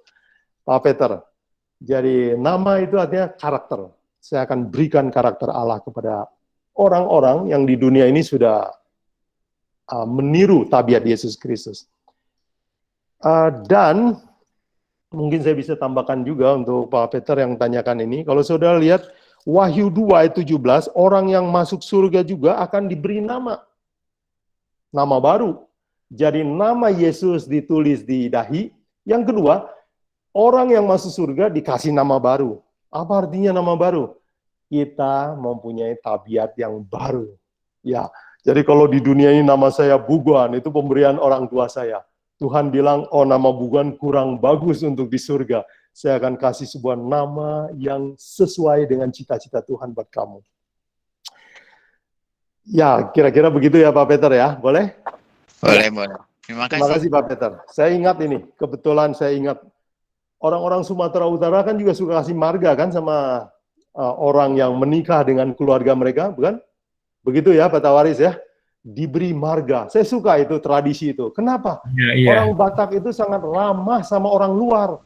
Oh, dia bukan semarga sama kita, dia bukan dari rumpun kita, tapi kita sayang sama dia, kita respect sama dia. Bagaimana kalau kita kasih marga sama dia? Wah, diulosin ya. Jadi saudara sekalian, kita masuk surga, itu sebenarnya kita bukan rumpun surga, memang kita ini penduduk bumi dan gak layak masuk surga. Tapi surga senang kita masuk dia ke surga. Mereka welcome sama kita. Oh, lalu dia bilang, oh ini saudara Buguan, saudara Togu, nggak punya marga surga. Mari kita kasih. Luar biasa bukan? God is so good. Terima kasih Pak Chandra, Peter, pertanyaannya. Terima kasih. Terima kasih. Ada pertanyaan Pak Buguan? Ya, silakan Pak Robert. Setahu saya dari 7 jemaat ini semuanya menyatakan siapa yang bertelinga. Padahal ini kan surat dikirimkan Yohanes kepada masing-masing jemaat untuk dibaca. Ya kan? Kenapa tidak ada tulisan siapa yang membaca di tiap-tiap jemaat ya? Walaupun kita ketahui di Wahyu 1 ayat 3 dikatakan siapa yang membaca, berbahagia dia yang membaca, mendengar, dan menuruti. Apa ada filosofi teologi di sana cuma bertelinga saja atau apa ada yang lain? Oke. Terima kasih Pak Robert, teliti sekali nih baca soal telinga ini ya.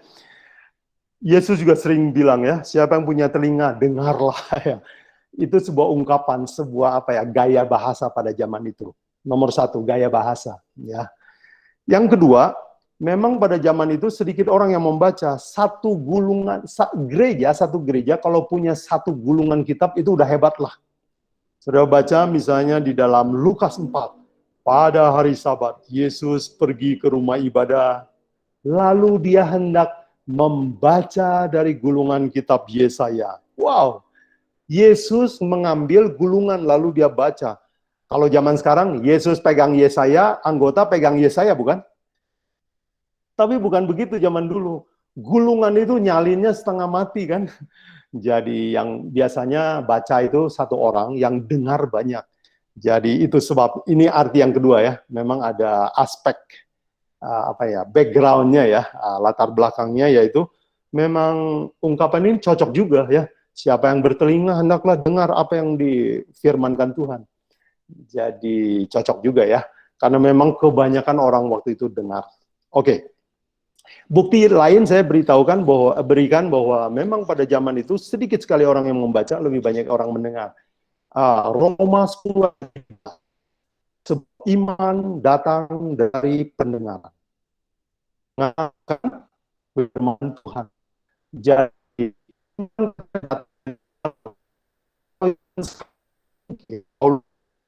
iman dari datang dari membaca firman Tuhan. Jadi itu banyak orang.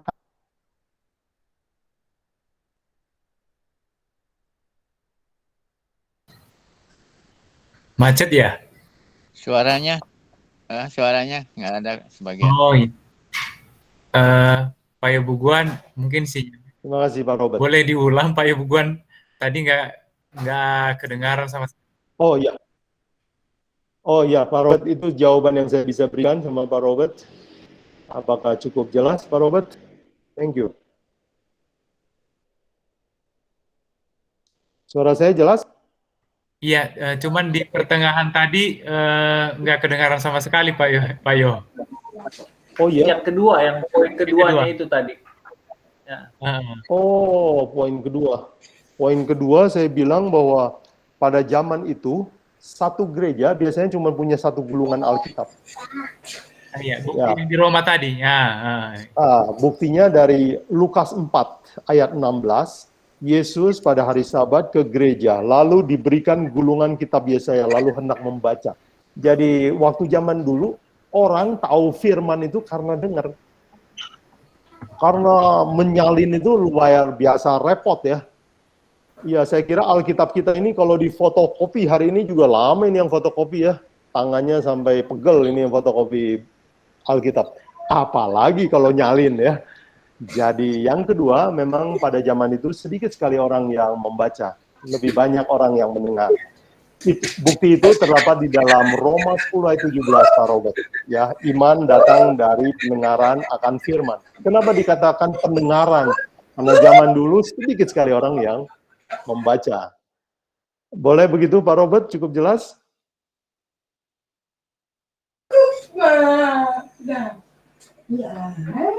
Boleh Pak Buat.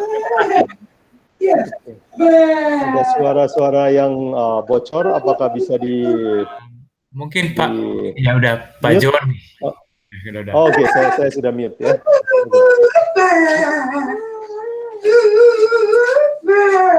Mungkin di... Oh, nggak bisa udah. di unmute. Nggak bisa di mute. Oh, bisa, oke. Terima kasih. Omaknya gimana? Halo, Joni. Suaranya bocor, boleh dibantu? Ada pertanyaan. Oh iya, Pak Joni, silakan Pak Joni. Apakah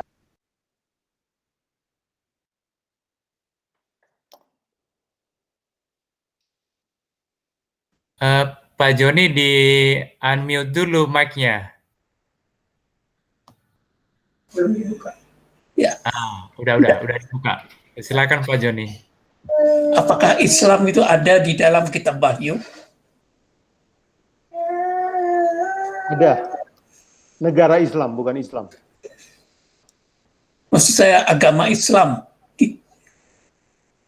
yang merupakan agama kedua terbesar di dunia. Ya, negara Islam ada di dalam kitab Wahyu, bukan agamanya. Dan itu terdapat di dalam Wahyu 9.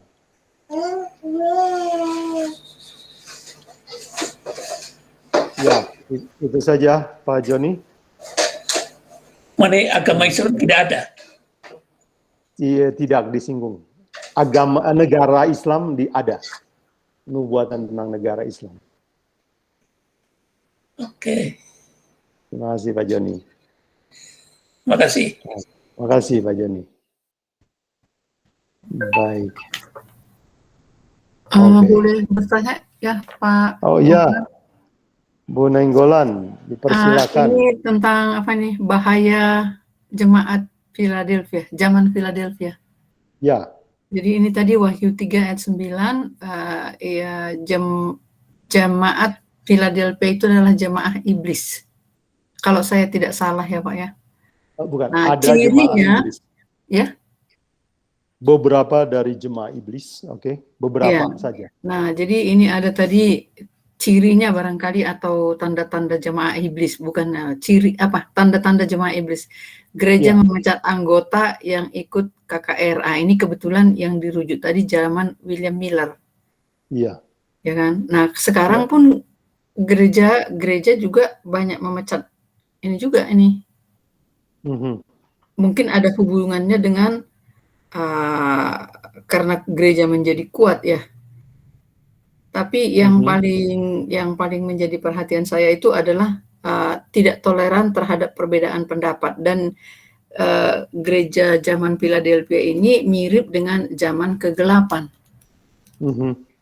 Nah, jadi saya hanya ingin bertanya, itu kira-kira tidak toleran terhadap perbedaan pendapat. Yang pertama itu pendapat yang bagaimana, yang kedua seberapa tolerankah kita?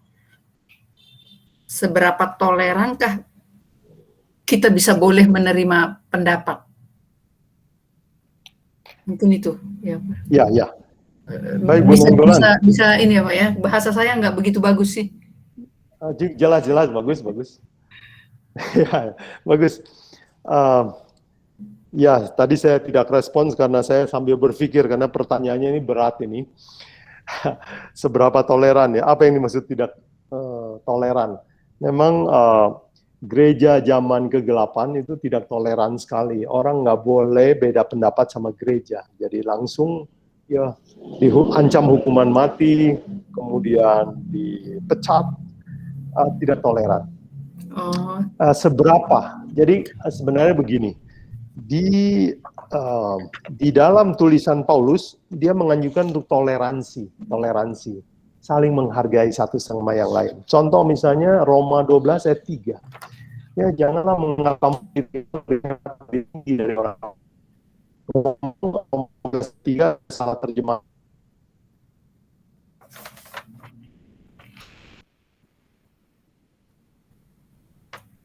Mungkin Pak Yo sinyalnya lagi ya.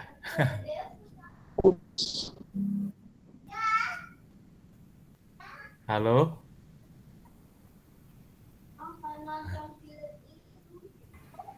Sepertinya sinyalnya Pak Yo ini lagi Hilang gangguan. koneksi. Apakah sudah? Udah. Halo? Iya, udah Pak Yo buka. Udah ya? Boleh dibuka. ya. Oh, boleh. Jadi Alkitab menganjurkan toleransi dalam berpendapat sejauh mungkin yang tidak bertentangan dengan firman Tuhan. Ya. Jadi pendapat-pendapat yang tidak tidak fundamental itu kita harus toleran sejauh mungkin. Contoh ya Bu Nainggolan, Roma 14 ayat 1. Terimalah orang yang lemah imannya tanpa mempercakapkan pendapatnya. Pendapat apa ini? Soal makanan, soal mana yang lebih penting, mana yang kurang penting, soal prioritas. Yang begitu-begitu kata Paulus, udahlah, toleran lah. Apalagi dia baru dibaptis, dia baru bertobat. Janganlah terlalu keras sama orang yang baru bertobat.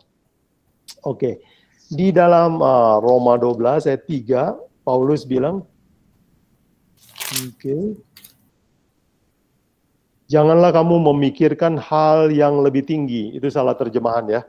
Janganlah kamu think of himself more than, ya. Janganlah kamu pikir kamu itu lebih tinggi dari orang lain. Jangan biasa begitu ya. Wah, saya udah belajar Alkitab, atau saya pemimpin ya, dan seterusnya. Jadi kita harus humble, toleran. Dengan kata lain, Paulus bilang toleran sedapat mungkin. Lalu Alkitab misalnya di dalam Yakobus, Ibu bisa cari ayatnya, yaitu setiap orang hendaklah cepat mendengar, lambat berbicara. Itu artinya apa? Dengerin ya. Jadi anggota gereja diminta oleh Yakobus gampang dengar. Kalau orang semua cepat dengar, lambat bicara, kan nggak ada yang cekcok, nggak ada yang debat. Ini biasanya anak suka-suka motong pembicaraan orang tua, cekcok ya. Orang suami potong pembicaraan istri, cekcok nanti ya. Jadi lambat berbicara, itu juga toleransi kan. Kalau orang berpendapat, misalnya dia kasih pendapat, kita dengerin aja dulu ya. Jadi itu intinya begini, Alkitab menganjurkan kita untuk toleran dengan pendapat orang lain sejauh mungkin, selama tidak bertentangan dengan firman Tuhan. Nah, di mana batas toleransi itu? Batas toleransi adalah bila mana sudah keluar dari kebenaran. Disitulah kita harus speak up. Nah, bagaimana cara speak up-nya? Juga harus dengan tegas tapi penuh kasih kan? Begitu nasihat Paulus ya. Dengan kasih. Ya, Yesus bahkan bilang kan, kalau saudara bersalah, ajak dia bicara. Ya, 4 mata. Kalau dia nggak bertobat, ajak saksi. Kalau nggak mau dengar juga, ya bawa kepada jemaat. Jadi step by step, lemah lembut. Ya, jadi toleransi yang mungkin. Bu Nainggolan, terima kasih. Bagus pertanyaan Trevika.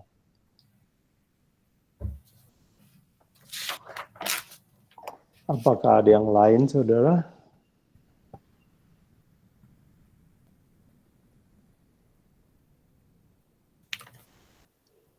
Silakan kalau ada komentar, tambahan, ataukah pertanyaan.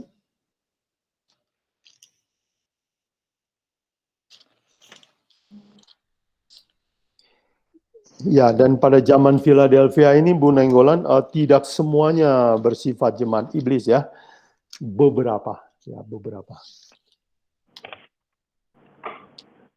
Bu Guan, Ya, Pak Togu. ini saya mau di pemahaman pemikiran saya, apakah di gereja mula-mula itu bagaimana tata cara ibadah mereka? Apakah seperti yang kita lakukan di gereja-gereja pada saat ini?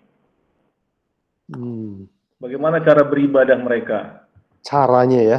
Ini kan pertanyaan juga ini, apakah memang kita basic on-nya itu apa memang dari sana, apa dari Katolik ini sekarang yang kita lakukan pada umumnya di gereja Protestan? Oke, terima kasih Pak Togu, pertanyaan yang penting. Kelihatannya gereja Protestan banyak meneruskan cara berbakti dari gereja Katolik. Ya. Karena memang Protestan itu adalah yang protes dari gereja Katolik. Tetapi masih bawa oleh-olehnya keluar. Nah, kata Protestan, minggu lalu kita sudah belajar, itu artinya bahwa kita harus speak up segala sesuatu ajaran yang bertentangan dengan Alkitab. Kita protes, kita sampaikan bahwa itu berbeda, bukan Alkitabiah. Jadi tugas Protestan adalah terus belajar, terus memperbaiki diri. Itu artinya Protestan. Bertobat setiap hari, itu artinya Protestan. Nah, apa-apa yang dulu dibawa keluar dari gereja Katolik, dan yang sesuai dengan Alkitab, bagus. Tetapi yang tidak sesuai dengan Alkitab, makin kita belajar, makin kita buang. Itulah tugas Protestan. Dan itulah makna kata Protestan. Itu sebabnya minggu lalu waktu kita belajar bahwa Tuhan menegur jemaat Sardis kan, oh engkau cuma namanya aja, punya nama, padahal engkau mati. Ya, dalam bahasa sehari-hari, namamu keren Protestan, tapi sebenarnya nggak ada artinya di situ. Nggak ada yang kau protes sampai saat ini. Jadi itulah nasihat Tuhan kepada jemaat Protestan, ya, Sardis minggu lalu. Ya, Pak Togu, itu yang saya bisa. Ya, oke. Cara berbakti dulu bagaimana? Ya, biasanya sederhana, dugaan saya. Tetapi isi yang di zaman dulu itu yang penting ya. Zaman dulu ritual-ritual itu tidaklah kental. Ya, tidak penuh dengan ritual, liturgi yang banyak sekali, tata cara yang begitu ketat. Tetapi yang penting adalah isi ya. Isinya adalah firman Tuhan ya. Yesus bilang kamu harus berbakti dalam roh, artinya dengan pikiran dan kebenaran. Dengan firman, jadi firman. Sekarang perbaktian seringkali sudah lebih bergeser dari firman kepada ritual, kepada liturgi. Jadi terlalu meninggikan liturgi itu salah, bukan maksud Alkitab. Tetapi liturgi perlulah untuk membuat acara jadi rapi. Tetapi liturgi adalah bikinan manusia. Tidak boleh lebih penting dari firman. Begitu Pak Togu. Ya, jadi Protestan protes terus. Belajar. Terima kasih, Bu Guan. Terima kasih.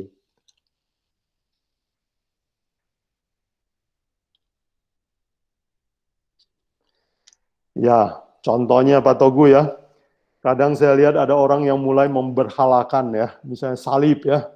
Wah, dikeramat-keramatin ya. Satu kali saya naik pesawat terbang dengan seorang teman, orang Kristen. Saya bilang, yuk, dia lihat saya berdoa, dia bilang, tenang Bu Guan.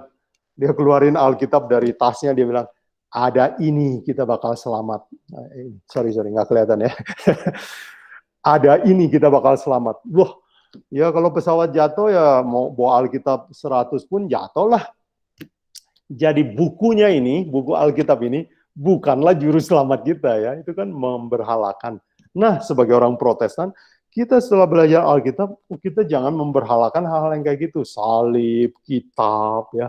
Ada orang yang memberhalakan berbagai macam ya, seperti apa itu, anggur perjamuan itu dianggap sakral sekali, seolah-olah Tuhan Yesus itu badannya berubah jadi anggur, jadi roti, sehingga rotinya itu dia pegang sampai gemeteran begitu ya. Itu kan hanya lambang. Nah, mesakralkan benda-benda itu juga semua sebenarnya, maaf ya, tradisi dari zaman kegelapan. Kita bawa kepada zaman sekarang. Tapi kita lupa protes. Minggu lalu saya tunjukkan bahwa gereja-gereja sekarang merayakan hari raya Dewa Dewi Roma. Kenapa nggak protes? Siapa yang berani speak up? Perayaan Paskah, perayaan Easter, kenapa ada menghias telur? Di mana ada telur-telur di Alkitab dihias pada hari? Jadi itu tradisi dibawa keluar dari gereja lama. Begitu Pak Togu. Pak Buguan. Ya Pak. Pertanyaan dari Pak Budi lagi nih. Oh iya Pak Budi. Siap. Kristen Protestan baik di dunia maupun di Indonesia terdapat banyak aliran dan sinode gereja. Hal ini menimbulkan terjadinya salah tafsir dalam persepsi dan sistem pengajarannya tentang Alkitab. Contoh, aliran Saksi Y, teologi kemakmuran, yang sebagian orang mengatakan sesat. Mereka juga menguasai dan memahami isi Alkitab. Lalu, apakah ada sebuah lembaga yang berwenang, yang menangani dan meluruskan jika ada ajaran atau gereja yang mengajarkan ajaran yang sesat dan tidak sesuai dengan Alkitab? Apa ada lembaga yang boleh jadi juri ya, jadi wasit ya? Iya. Bagus Pak Budi. Oke, saya pertama ingin tanggapi dulu nih Pak Budi. Mengapa di gereja Protestan banyak aliran? Itu adalah ciri Protestan. Karena protes. Ya, dia rasa ada sesuatu yang dia belajar di Alkitab tapi tidak diajarkan, dia protes. Mulai aliran baru. Kenapa gereja Katolik seluruh dunia hanya satu gereja Katolik? Karena nggak boleh protes. Kalau you protes, you Protestan. Jadi keluar.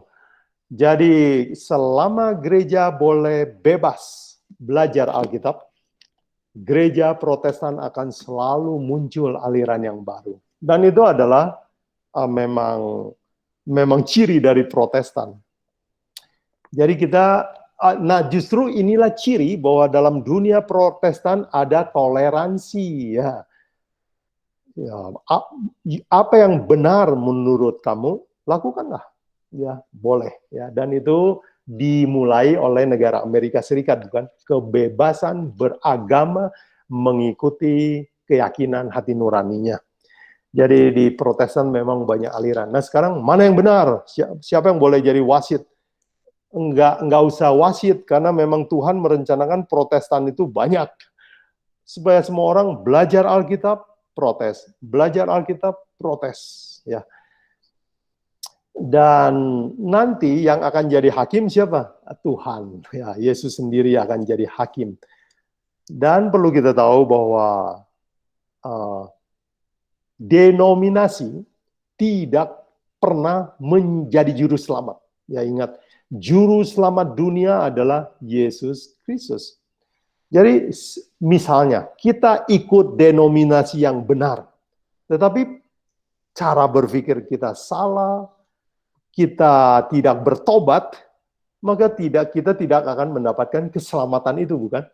Jadi bertobat lebih penting daripada ikut aliran tertentu ya.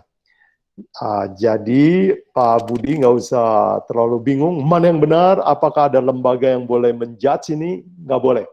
Justru ya ini undang-undang Amerika ya. Agama itu nggak boleh dijudge oleh seseorang pun, negara pun tidak boleh ya menutup gereja atau mendorong pendirian gereja, nggak boleh. Biar aja bebas, begitulah undang-undang kebebasan beragama. Jadi itu yang Pak Budi tanyakan, semoga cukup jelas. Thank you Pak Budi, kalau kurang jelas boleh tanyakan lagi.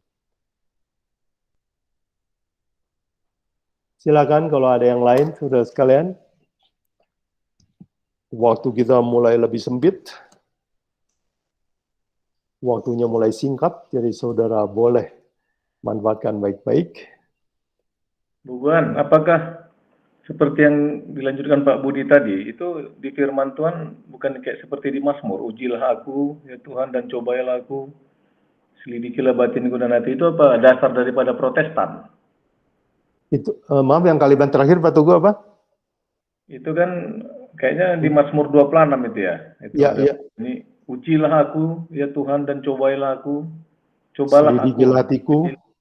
selidikilah batinku dan hatiku. Apakah itu based on daripada Protestan? Oh ya, salah satunya. Ya, Protestan itu selain protes terhadap kesalahan doktrin, juga protes terhadap diri sendiri. Ya, ini Protestan jangan protes sama orang lain terus ya. Protes sama hidup saya. Ya, jadi ujilah aku Tuhan. Jadi ini Protestan juga, betul. Ini Protestan tapi protes sama diri sendiri ya. Kita biasanya kalau protes sama orang lain, ya mudah lah ya.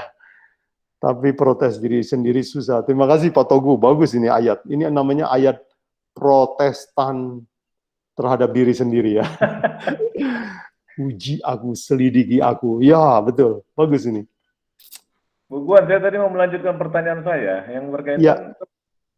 kan di gereja mula-mula itu kalau kita lihat yang apa di Antioquia atau di Turki itu kan kalau gereja mula-mula itu kan hanya lukisan-lukisan di dalamnya. Tapi kalau di apa namanya di Katolik itu kan banyak patung-patung. Itu gimana itu, Bu Guan? Oh, oke. Bagaimana pendapat Alkitab tentang hal itu? Apakah nggak menyalahi? Kan sementara Tuhan mengatakan tiada ilah lain di hadapanku, kan gitu ya, Bu Guan ya? Betul, betul. Terima kasih, Bu Guan. Oh iya, terima kasih. Ya, bagus. Kenapa di gereja Katolik banyak patung dan di gereja Protestan biasanya hanya gambar, lukisan saja? Memang orang Israel itu tidak banyak yang ahli patung. Karena Tuhan bilang jangan membuat patung yang menyerupai apapun dan sujud menyembahnya. Ya, bukan nggak boleh bikin patung, tapi nggak boleh sembah patung. Nah, kebetulan teman-teman kita yang di gereja Katolik kan menyembah patung. Sehingga banyak patung di dalam gereja. Tetapi orang Protestan belajar hukum kedua, dia tahu bahwa oh nggak boleh sembah patung. Jadi mereka nggak taruh patung di dalam gereja. Sebenarnya boleh juga kalau mau taruh patung di dalam gereja, tapi kan takut disembah kan. Ada teman saya yang bilang, oh ini patung kita taruh gereja supaya konsentrasi aja. Tapi setiap saya lihat, orang kalau lewat patung itu mangut gitu, sujud, oh berarti hormat. Jadi daripada menjadi pencobaan, orang Protestan lebih pikir bahwa bagus juga ya, jangan taruh-taruh pencobaan di dalam gereja. Ya seperti Yesus Kristus. Kenapa Yesus ada yang digantung di salib, ada yang nggak dibikin di salib? Ya kalau digantung berarti kita kan imajinasi terbatas sama yang digambar. Ya, sedangkan Yesus Kristus lebih besar dari yang digambar, yang dipatungkan. Jadi Yesus, firman Tuhan lebih bagus disimpan dalam hati daripada diwujudkan dalam gambar-gambar atau patung-patung. Jadi kalau kita menemukan, lihat dalam misalnya penggalian sejarah, gereja Protestan akan tidak ada patung. Ya hanya mungkin mozaik-mozaik ya, lukisan-lukisan dan sebagainya. Dan menarik juga Pak Togu, ditemukan bahwa penggalian gereja-gereja kuno ditemukan bahwa di dalam gereja umumnya ada kolam atau bak baptisan. Apa artinya? Gereja zaman dulu tidak ada yang baptis percik. Dan itu fakta dari arkeologi. Ya hari ini kita berdebat, percik selam, wah kita ribut ya. Arkeologi mengatakan bahwa gereja mula-mula baptisannya selam. Beribadahnya hari Sabat. No comment dari arkeologi. Tapi kalau dari ayat bisa aja kita berdebat ya. But itulah arkeologi. Jadi Pak Togu menarik juga. Belajar Alkitab, bagus juga belajar sejarah ya. Arkeologi. Dan memang arkeologi adalah sebuah cabang teologi sekarang yang penting sekali. Penting sekali. Dan ternyata arkeologi menemukan bahwa nama-nama kota yang sekarang sudah nggak ada, setelah digali, oh ada. Berarti Alkitab ini benar-benar betul. Nggak ada yang bohong dia, nggak ada yang dikarang. Nggak ada yang dikarang. Jadi arkeologi. Mampu telusur ya, bukan ya? Apa? Mampu telusur. Bisa dibuktikan dengan fakta-fakta yang ada ya, bukan ya? Betul sekali. Thank you, Pak Togu. Jadi mengenai baptisan, bukan? Itu Ya. kan kalau orang bertobat baptis kan gitu. Ya. Gitu, bukan ya? Itu pemahaman baptis, maksud saya. Ya. Bagaimana Betul. kalau Yesus kan suci dia? Kenapa dia dibaptis ya, bukan? Sama Yohanes Pembaptis. Good. Pertanyaan bagus, Pak Togu. Ya, waktu Yesus dibaptis, Yohanes Pembaptis kan keberatan. Ya, Bapak ingat cerita itu ya. Dia bilang, loh, mestinya saya yang dibaptis sama engkau, bukan engkau dibaptis sama saya. Yesus bilang, lakukanlah. Memang harus tertulis demikian. Harus terjadi demikian. Jadi Yesus ke satu, karena nubuatan bilang bahwa dia harus diurapi dengan air. Dia adalah Mesias, ke satu. Yang kedua, Yesus walaupun tidak berdosa, tapi dia menjadi dosa. Dibikin jadi kotor oleh karena kita. Sehingga dia juga dibaptis. Untuk menjadi contoh bagi kita. Ya. Jadi Yesus itu tidak berdosa, tetapi dia dibikin jadi kotor karena kita. Dan itu sebabnya dia kasih contoh. Oke, saya yang tidak berbuat dosa juga dibaptis. Ya, itu adalah teladan buat semua orang yang nanti percaya sama Yesus. Apa cukup begitu, Pak Togu? Wah, amazing. Terima kasih. Amin. Pak Ibu Guan, yes. Ada pertanyaan dari Ibu Laulita Larasati nih. Ya.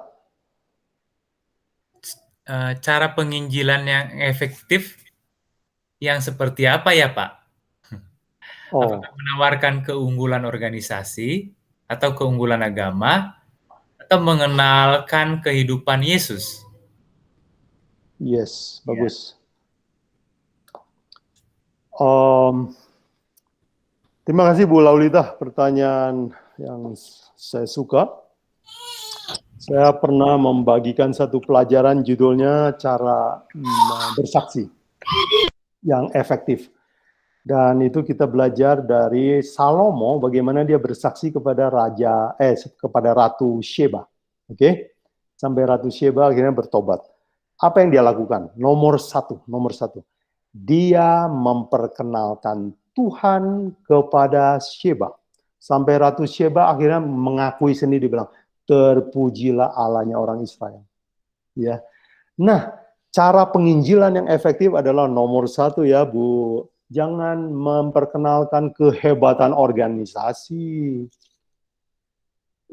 hebatnya agama, besarnya gedung, banyaknya anggota.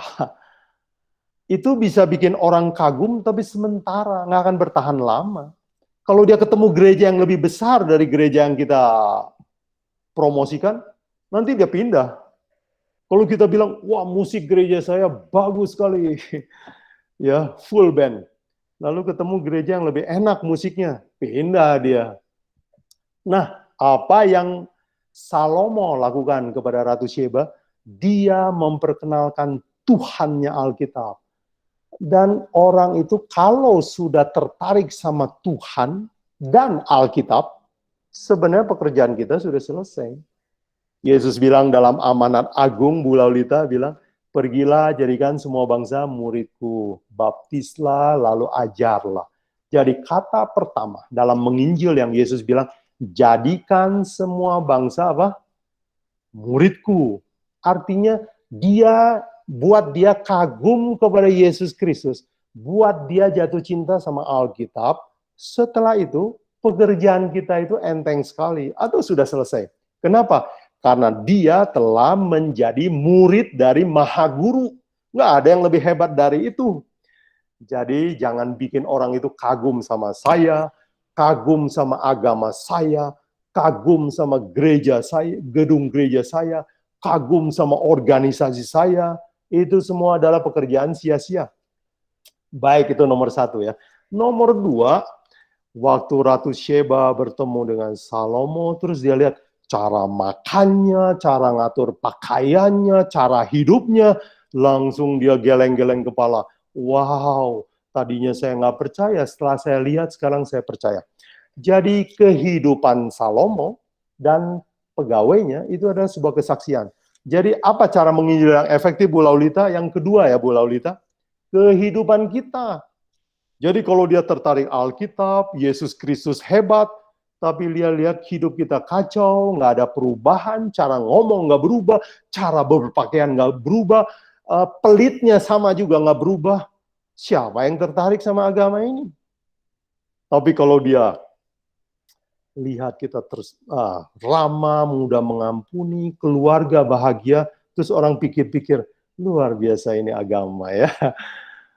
Teman-teman semua, ini saya mau kasih pengakuan. Kenapa saya masuk gereja? Dulu saya Konghucu ya. Dan orang tua saya melarang saya untuk ke gereja.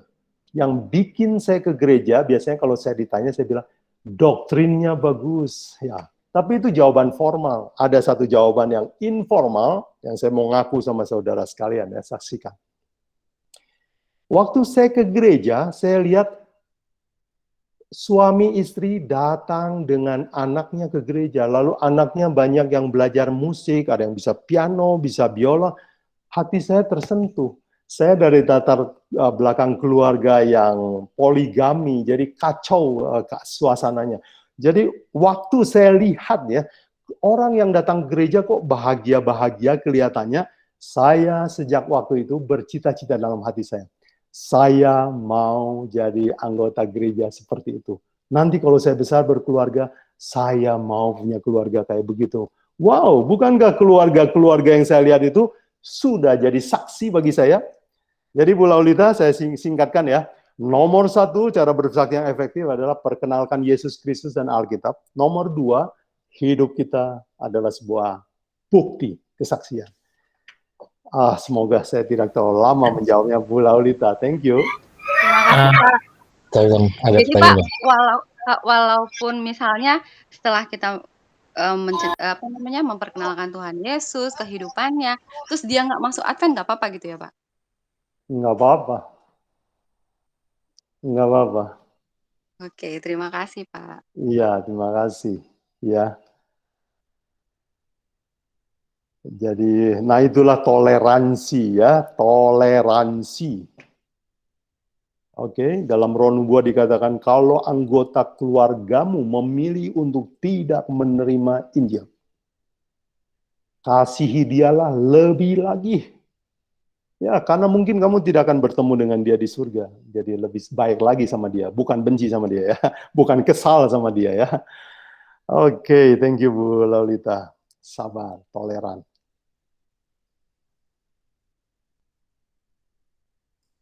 Bu Laulita, saya mau sampaikan satu poin lagi. Nomor 3. Kalau menyampaikan Injil, jangan menyampaikan apa yang saya mau omongin, tapi apa yang dia butuh. Ya. Seringkali kita misalnya, kita tertarik hukum. Kita mau orang segera bahas tentang hukum. Kita mau orang tahu soal ini, soal itu, yang saya kira penting. Jangan. Kita selalu perhatikan kebutuhan dia apa. Dan mulai dari situ. Ya, Bu Laulita, terima kasih ya. Oke, terima kasih banyak Pak. Terima kasih. Ya, kebutuhannya. Thank you. Tuhan Yesus memberkati. Terima kasih Bu Laulita. Pak Budi ada pertanyaan lagi ya? Itu Bu Laulita juga ada terusan pertanyaannya. Oh, ada? Boleh tolong dibantu Pak Waris? Tadi terusan Bu Laulita udah ditanyakan lagi sama yang tadi tuh, apakah boleh masuk Advent gitu? Oh, oke. Bukan, itu di bawahnya Pak. Iya, itu sambungan, itu hanya penegasan pertanyaan yang pertama, yang dia bilang karena banyak orang KKR yang kecewa gitu, itu kan bagian dari apa tadi, bagian dari pertanyaan yang pertama. Pak Budi ada pertanyaan. Bagaimana pendapat Pak Buguan dengan aliran gereja setan yang terdengar sangat mengerikan dan sesat di mata jemaat Kristen Protestan? Apakah gereja setan juga berasal dari Kristen Protestan? Apakah munculnya gereja setan juga merupakan bagian dari sebuah nubuatan dalam Alkitab? Oh, thank you, gereja setan. Nah, Pak Budi dan pendengar peserta semua, saya mau terus terang, gereja setan ini saya nggak tahu beneran atau cuman 1-2 orang yang nyeleneh bikin gereja yang kayak begitu. Yang sebenarnya anggotanya cuman ya mereka beberapa aja orang-orang yang itu. Jadi dia bukan sebuah gereja yang benar-benar gereja yang terorganisir, yang menginjil ya. Dugaan saya bahwa ini hanya sesuatu yang nyeleneh aja. Sebenarnya nggak ada yang disebut gereja setan, yang seperti kita dengar sekarang ya, yang terorganisir. Itu hanya perbuatan aneh dari beberapa orang. Jadi mungkin juga dia tidak terdaftar di PGI, mungkin ya saya dugaan, tapi Bapak bisa cek lagi ya. Jadi dia tidak akan mendaftarkan diri sebagai nama gereja setan. Ya. Nah, apakah itu termasuk Protestan? Nah, sebenarnya Protestan secara nama artinya protes, mau balik ke ajaran Alkitab. Tapi kalau bikin gereja itu kayak suasananya setan, memang tidak bisa disebut gereja Protestan. Tetapi kalau dia terdaftar di PGI, maka semua yang di luar Katolik itu disebut Protestan. Jadi secara legal, hukum, ya, semua yang di luar Katolik itu disebut Protestan. Tapi gereja yang menyembah setan tentu saja tidak bisa disebut gereja ya. Oke, jadi itu bukan berasal dari gereja Protestan karena juga tidak berdasarkan kepada Alkitab, bukan? Ya. Apakah kemunculan gereja setan dinubuatkan dalam Alkitab? Yang dinubuatkan dalam Alkitab adalah tadi jemaah iblis. Gerejanya biasa, kelihatannya baik, tapi yang disembah atau yang ditinggikan adalah pendapat manusia. Bukan pendapat Alkitab. Itu namanya gereja setan. Dan gereja setan yang kayak begitu lebih mematikan daripada gereja setan yang pakai gambar tengkorak. Saya kira kalau gereja gambar tengkorak dan di bawahnya ada salib, begitu saya lihat, wah saya udah takut masuk. Takut saya. Ya saya kira Pak Budi juga takut ya. Tapi kalau gereja bagus, mentereng, pakai kaca, semua orang pakai dasi, pakai jas, tersenyum, pakai minyak wangi, tetapi di dalamnya tidak dibuka Alkitab, tidak diajarkan firman Tuhan. Saudara, hati-hati, ini adalah cara setan yang lebih hebat daripada gambar tengkorak. Pak Budi, saya bisa jawab begitu ya Pak Budi. Thank you Pak Budi, good.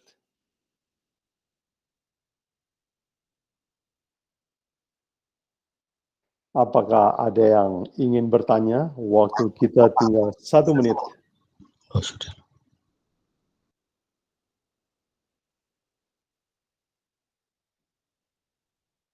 Kalau tidak ada lagi pertanyaan. Tadi Pak Budi kayaknya mau bertanya. Pak Budi?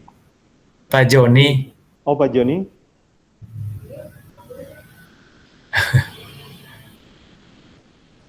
Baik.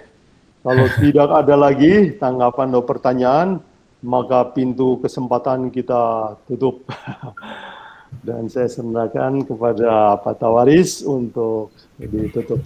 Terima kasih ya saudara sekalian, pertanyaan yang bagus-bagus saya sangat hargai. God bless. Wah, terima kasih banyak Pak Ibu Buguan. Terima kasih banyak juga saudara-saudara yang lain yang sudah bertanya dan sudah memberikan tambahan juga. Malam ini kita akan berdoa, kita tutup pelajaran kita ini. Bapak Robert Turangan akan berdoa untuk kita. Baik, kita bawa dalam doa Pak Freddy. Boleh mendoakan ya. Ya, silakan. Pak Pendeta Tommy juga kesehatannya terganggu, jadi tolong didoakan. Oh, doakan Pak Pendeta Tommy ya. Dia demam. Doakan Pak Freddy dan juga kita tetap doakan Ibu dari Payobuguan. Nah, mungkin dari Tadi Pendeta Tommy atau orang tuanya ya? Ya? Pendeta Tommy atau orang tuanya? Pendeta Tommy. Pendeta Tommy Masehi. Oh, Ya, Pendeta Pendeta Tommy. Tolong doakan Pak Pendeta, Ya. tolong doakan juga orang tua saya, ibu saya. Saya dapat kabar juga sakit ibu saya, ya, Ibu Sumarsi namanya, yang ada di Banjar. Sekarang kakak-kakak saya lagi pada kumpul ke sana, lagi datang ke Banjar. Tolong doakan juga adik saya yang mengalami sakit, mungkin ada benjolan di leher atau sakit apa. Sementara saudara saya lagi berdatang ke Banjar. Tolong doakan supaya sembuh. Namanya Haryani, adik saya. Kemudian ibu saya namanya Ibu Sumarsi. Oke. Doakan dari ibunya